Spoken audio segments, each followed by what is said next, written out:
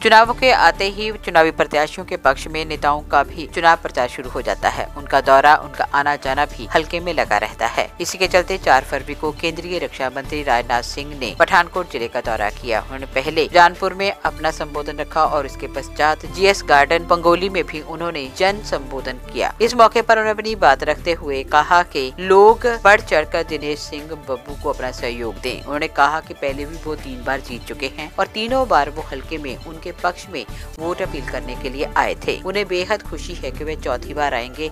लोगों का भारी समर्थन उन्हें मिलेगा और वो चौका मार कर रहेंगे। उन्होंने इस मौके पर लोगों से उनकी समस्याएं भी सुनी और हल्का वासियों की ओर से रखी गई 2 अहम मांगे, जिनमें एक तो धार ब्लॉक के लोगों की ओर से 27,500 एकड़ भूमि का मसला था, जिस पर उन्होंने कहा कि वे आलाकमान से बात करेंगे और उन्हें राहत देंगे। और दूसरा ये था कि इस क्षेत्र के लोगों ने कहा था कि यहाँ पर सैन्य भर्ती सेंटर खोला जाए। उन्होंने कहा कि यहाँ के बच्चों के लिए किसी भी प्रकार की भर्ती की कहीं पर कोई गुंजाइश नहीं है, क्योंकि वो रक्षा मंत्री हैं और उनके हाथ में ये शक्ति है कि इस हलके को वो एक भर्ती सेंटर देकर जाएं, ताकि जिन बच्चों ने सेना में बतौर सेवा के लिए जाना हो उनके लिए आसानी हो। और इस संबंध में उन्होंने अपनी बात रखते हुए कहा कि वैसे तो इसके लिए अब ऑनलाइन प्रक्रिया जो है वो शुरू की जा चुकी है, लेकिन फिर भी उन्होंने कहा कि वे पूरा प्रयास करेंगे कि इस विधानसभा में सैनिक भर्ती सेंटर खोला जाए, ताकि जो लोग सेना में जाकर देश सेवा करना चाहते हैं उन्हें आसानी हो। इस मौके पर उपस्थित रहने वाले राकेश शर्मा ने, जिलाध्यक्ष विजय शर्मा व अन्य पदाधिकारियों ने भी दिनेश सिंह बब्बू के पक्ष में वोट अपील की। देखा होगा कल ही ऑस्ट्रेलिया के समाचार पत्र में लिखा, गलवान घाटी का जो संघर्ष हुआ था भारत और चीन के सेना के जवानों में, उसमें चीन के 38 से लेकर 50 के लगभग मारे गए। क्या मैं ये भारत के भी पत्रकार नहीं था, एक खोजी पत्रकार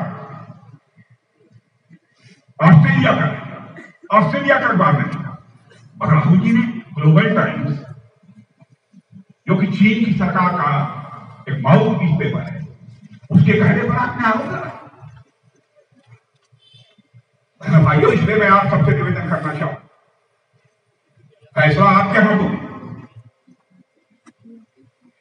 देश रहना चाहिए, लोग आगे जाते रहेंगे।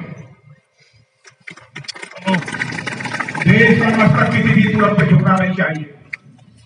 और मैं देश का रक्षा मंत्री होने के नाते भी आपको यकीन दिलाना चाहूंगा, मैंने भाइयों, चाहे कितनी भी बड़ी कीमत क्यों न चुकानी पड़े, हम भारत की सीमा पर किसी को आंख उठाकर देखने की इजाजत नहीं है।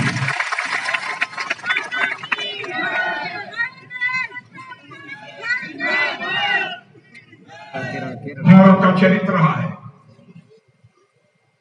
कि भारत ने न तो दुनिया के किसी देश पर कभी आक्रमण किया और न तो भारत ने दुनिया के किसी देश की 1 इंच जमीन पर कभी कब्जा किया। भारत का चरित्र रहा है।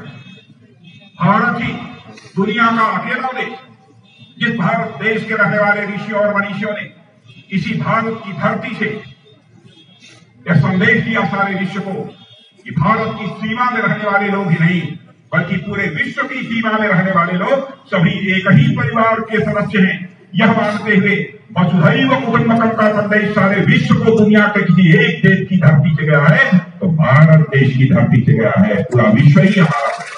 तो रक्षा मंत्री राजनाथ जी मेरे हर चुनाव के आए, मैं 3 चुनाव लड़े, 3 चुनाव जो आशीर्वाद दे रहे हैं, और इस बार भी चौथी बार जो चुनाव में लड़ रहे हैं और वो आशीर्वाद दे रहे हैं।